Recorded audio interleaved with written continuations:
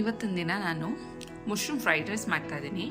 Mushroom fried rice ಮಾಡೋದಕ್ಕೆ ಇಲ್ಲಿ ಏನೇನು ತೊಗೊಂಡಿದ್ದೀನಿ ಅಂತಂದರೆ, ಮಶ್ರೂಮ್ ತೊಗೊಂಡಿದ್ದೀನಿ ಒಂದು ದೊಡ್ಡ ಬೌಲಲ್ಲಿ, ಮತ್ತು ಬೀನ್ಸ್ ತೊಗೊಂಡಿದ್ದೀನಿ, ಸ್ವಲ್ಪನೇ ಸ್ವಲ್ಪ ಟೊಮೊಟೊ ಕೆಚಪ್ ತೊಗೊಂಡಿದ್ದೀನಿ, ಮತ್ತು 1 ಸ್ಪೂನಷ್ಟು ಸೋಯಾ ಸಾಸ್ ತೊಗೊಂಡಿದ್ದೀನಿ, ಸ್ವಲ್ಪ ಶುಂಠಿ ಬೆಳ್ಳುಳ್ಳಿ ಪೇಸ್ಟ್ ತೊಗೊಂಡಿದ್ದೀನಿ. ಇದು ಅಷ್ಟೇ, ತುಂಬ ಫುಲ್ ಫೈನ್ ಪೇಸ್ಟ್ ಆಗಬಾರ್ದು, ಸ್ವಲ್ಪನೇ ಸ್ವಲ್ಪ ಸ್ಮ್ಯಾಶ್ ಮಾಡ್ಕೊಂಡಿದ್ದೀನಿ ಅಷ್ಟೇ ನಾನು. ಈಗ ಇಲ್ಲಿ ಮೊದಲಿಗೆ ಒಂದು ಬಾಣಲಿನ ಕಾಯೋದಕ್ಕೆ ಇಟ್ಕೊಂಡಿದ್ದೀನಿ, ಮತ್ತು ಇದಕ್ಕೆ ಎಣ್ಣೆ ಹಾಕೋತಾ ಇದ್ದೀನಿ. ಈಗ ಎಣ್ಣೆ ಕಾದಿದೆ, ಇದಕ್ಕೆ ನಾನು ಕ್ಯಾರೆಟು ಬೀನ್ಸು ಎಲ್ಲ ಸೇರಿಸ್ಕೊತಾ ಇದ್ದೀನಿ.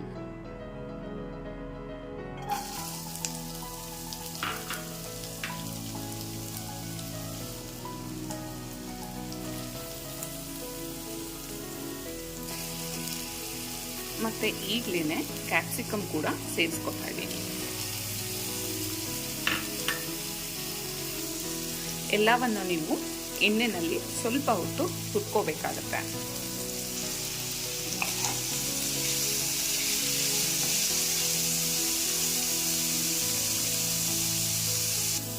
ಸ್ವಲ್ಪ ಹೊತ್ತು ಎಣ್ಣೆಯಲ್ಲಿ ಫ್ರೈ ಮಾಡ್ಕೊಂಡಾದ್ಮೇಲೆ ಈಗ ತಗೊಂಡಿರುವಂಥ ಮಶ್ರೂಮ್ನ ಇದ್ರ ಜೊತೆಗೆ ಸೇರಿಸ್ಕೊತಾ ಇದ್ದೀನಿ.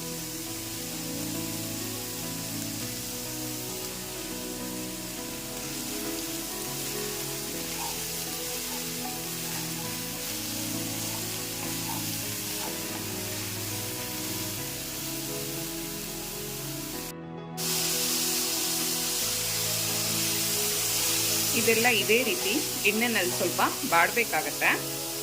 ಹಾಗಾಗಿ ನಾನೀಗ ಒಂದು ತಟ್ಟೆ ಮುಚ್ಚಿ ಬಿಟ್ಬಿಡ್ತೀನಿ. ಸ್ವಲ್ಪ ಹೊತ್ತು ಎಣ್ಣೆನಲ್ಲಿ ಇದೆಲ್ಲ ಹಸಿ ವಾಸನೆ ಎಲ್ಲ ಹೋಗೋವರೆಗೂ ಹೀಗೆ ಇದರಲ್ಲಿ ಬೇಯಲಿ ಅಂತ ಹೇಳಿ. ಮತ್ತು ಈಗ ಒಂದು ತಟ್ಟೆ ಮುಚ್ಚಿ ಬಿಟ್ಬಿಡ್ತೀನಿ. ಇದು ಹೀಗೆ ಸ್ವಲ್ಪ ಹೊತ್ತು ಬೇಯಲಿ ಅನ್ನೋ ಕಾರಣಕ್ಕೆ.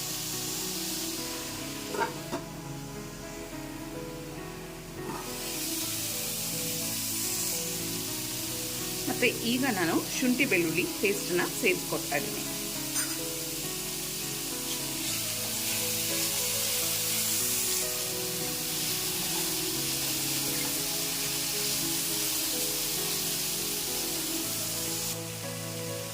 ಮತ್ತು ಈಗ ನಾನು ಪೆಪ್ಪರ್ ಪೌಡರ್ನ ಇದ್ರ ಜೊತೆ ಇವಾಗ ನಾವು ಇಲ್ಲಿ ಸ್ವಲ್ಪ ಮಾತ್ರನೇ ಸೇರಿಸ್ಕೊತೀವಿ, ಅರ್ಧ ಮಾತ್ರ. ಏನಕ್ಕೆ ಅಂತ ಹೇಳಿದರೆ ಇದು ಎಲ್ಲ ವೆಜಿಟೇಬಲ್ಸ್ಗೆಲ್ಲ ಸ್ವಲ್ಪ ಖಾರ ಸಿಗಲಿ ಅನ್ನೋ ಕಾರಣಕ್ಕೋಸ್ಕರ.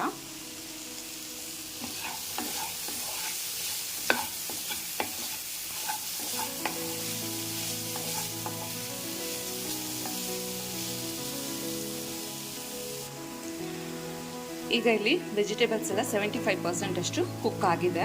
ಮತ್ತು ಇಂಥ ಟೈಮಲ್ಲಿ ತೊಗೊಂಡಿರುವಂಥ ಸೋಯಾ ಸಾಸ್ನ ಇದ್ರ ಜೊತೆ ಸೇರಿಸ್ಕೊತಾ ಇದ್ದೀನಿ.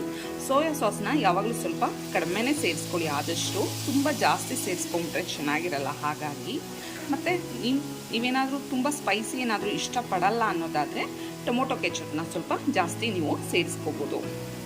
ಹಾಗಾಗಿ ಇಲ್ಲಿ ನಾನು ಟೊಮೊಟೊ ಕೆಚಪ್ನ 2-3 ಚಮಚದಷ್ಟು ತೊಗೊಂಡಿದ್ದೀನಿ, ಮತ್ತು ಸೋಯಾ ಸಾಸ್ನ ಬರೀ 1 ಚಮಚದಷ್ಟು ತೊಗೊಂಡಿದ್ದೀನಿ. ಈಗ ಇದನ್ನೆಲ್ಲ ನೀವು ನೀಟಾಗಿ ಮಿಕ್ಸ್ ಮಾಡ್ಕೋಬೇಕಾಗತ್ತೆ.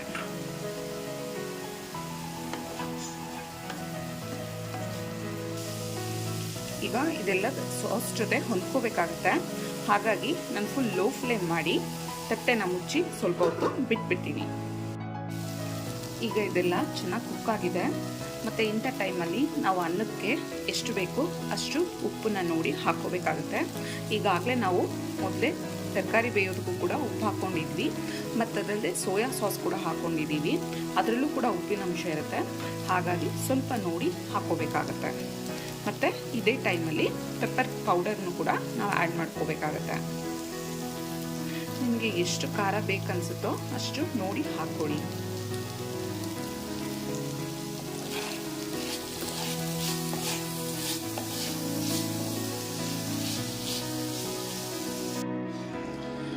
ಇದಾಗಿದೆ ಇವಾಗ.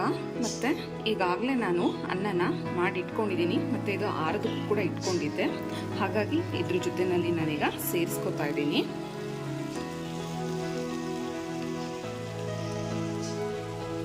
ಈಗ ಇದನ್ನೆಲ್ಲ ನಾವು ತುಂಬ ನೀಟಾಗಿ ಮಿಕ್ಸ್ ಮಾಡ್ಕೋಬೇಕಾಗುತ್ತೆ.